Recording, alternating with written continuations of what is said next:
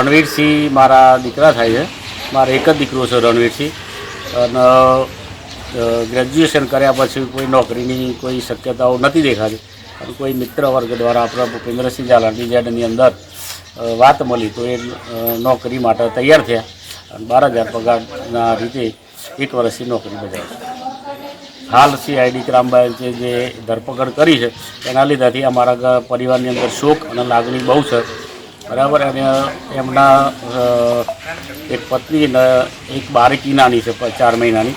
હાલ અહીંયા લોકો ન્યાય માટે તડસી રહ્યા છીએ અમે બધા સરકાર જોડે.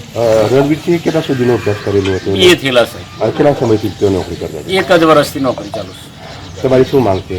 અમારે તો સાહેબ આ રીતે માગે છે કે જલ્દી આ લોકોને ન્યાય મળે. બરાબર. અને એમના ભવિષ્યનો સારું એવું આગળ પ્રગતિ થાય, અટકી ના જાય એટલા માટે અમે સરકારને વિનંતી કરીએ કે આ લોકો ન્યાય આપો. રણવીરસિંહની ધરપકડ કરી એ ઘરેથી કરી હતી કે પછી? ના, એ સાહેબ ઓફિસથી થયેલું છે. અમને તો લગભગ રાત્રે 8-9 વાગે ખ્યાલ આવ્યો. એ પછી કોઈ કોન્ટેક્ટ? પછી કોઈ કોન્ટેક્ટ નહીં. ત્યાર પછી મોબાઈલ લઈ લીધા છે કે શું છે એ જ ખબર નથી. વધતા તેઓ કોઈ કોન્ટેક્ટ થતો નથી.